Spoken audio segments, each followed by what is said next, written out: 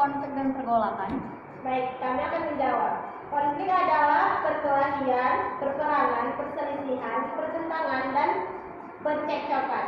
Sedangkan pergolakan adalah kekeruhan atau keadaan tidak tenang yang dapat mengganggu masyarakat, baik secara struktur maupun keseimbangan hubungan antar masyarakat. Pemerintahan itu apa sih, Kak? Jadi gini, sistem pemerintahan dapat diartikan sebagai suatu tatanan struktur yang terdiri atas berbagai komponen pemerintahan yang bekerja saling bergantungan dan mempengaruhi dalam pencapaian tujuan dan fungsi pemerintahan. Kami akan menjelaskan tentang konflik dan pergolakan yang pernah terjadi di Indonesia.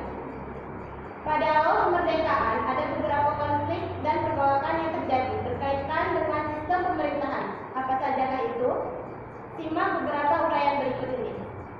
1. Pemberontakan PRRI dan Pemesta. Seperti yang kita ketahui, munculnya pemberontakan PRRI dan Pemesta bermula dari adanya persoalan di dalam tubuh Angkatan Darat, berupa kekecewaan atas minimnya kesejahteraan tentara di Sumatera dan Sulawesi. Hal ini mendorong beberapa tokoh militer untuk menentang kepala staf Angkatan Darat atau Kasat. Persoalan kemudian ternyata malah membuat pada tuntutan otonomi daerah. Ada ketidakadilan yang dirasakan beberapa tokoh militer dan sipil di daerah terhadap pemerintah pusat yang dianggap tidak adil dalam alokasi dana pembangunan.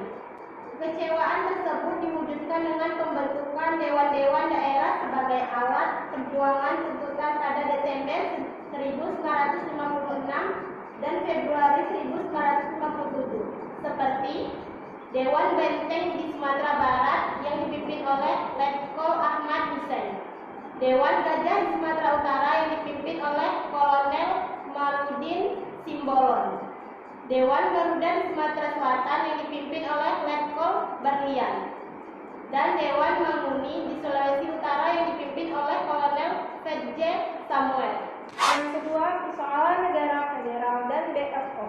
Konsep negara federal atau sekutu, negara bagian BFO mau tidak mau menimbulkan potensi perpecahan di kalangan bangsa Indonesia sendiri setelah merdeka. Persaingan yang timbul terutama adalah antara golongan federalis yang ingin bentuk negara federal dipertahankan dengan golongan unitaris yang ingin Indonesia menjadi negara kesatuan. Kita ketahui bahwa persoalan negara federal dan BFO termasuk ke dalam contoh konflik dan pergolakan yang berkaitan dengan sistem pemerintahan karena terdapat dua pihak yang saling bertentangan, yaitu golongan federalis dan golongan unitaris. Yang masing-masing dari mereka memiliki pandangan dan pola pikir yang bertolak belakang mengenai sistem pemerintahan yang akan ditetapkan di Indonesia. Apakah saat ini konflik dan pergolakan yang berkaitan dengan sistem pemerintahan masih saja terjadi? Jadi gini, di era modernisasi ternyata masih ada konflik dan pergolakan yang berkaitan dengan sistem pemerintahan di Indonesia. Salah satunya adalah tragedi Trisakti. Tragedi ini terjadi pada 12 Mei 1998. Pada saat itu, siswa melakukan demonstrasi dan berjalan di Universitas Trisakti menuju gedung MPR atau DPR. Hal ini disebabkan oleh beberapa ketidakpuasan masyarakat, terutama mahasiswa terhadap sistem pemerintahan saat itu.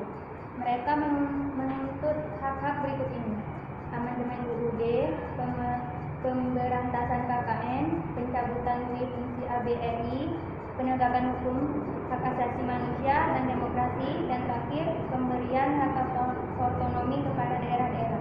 Selain itu, konflik dan pergolakan berkaitan dengan sistem pemerintahan di Indonesia akhir-akhir ini adalah unjuk rasa Undang-Undang Cipta Kerja atau yang kita kenal dengan unjuk rasa tolak Omnibus Law yang dilaksanakan sejak Januari 2020. Penyebabnya adalah perbedaan kepentingan dan sudut pandang antara masyarakat dan pemerintah. Apa yang dapat kita simpulkan dari kegiatan diskusi kita pada hari ini? Baik, jadi di sini kita dapat simpulkan bahwa konflik dan pergolakan tersebut terjadi karena bentrokan pola pikir antara masyarakat dan dengan pemerintah. Oleh karena itu, diperlukan sikap saling percaya, bekerja sama dan gotong royong, serta mengutamakan kepentingan bersama. Sebaiknya kita harus menghindari sikap kewenang-wenangan dan sikap egois supaya kejadian tersebut tidak terulang lagi. Pemerintahan juga perlu menyelaraskan pandangan dengan masyarakat. Rakyat juga perlu didengarkan. Tidak selamanya pemerintah mengambil keputusan sendiri tanpa mempertimbangkan aspek lain. Sebaliknya, rakyat harus turut serta mengikuti arahan pemerintah. Apabila terdapat hal-hal yang kurang berkenan, sebaiknya disampaikan dengan baik dan tutur kata yang sopan.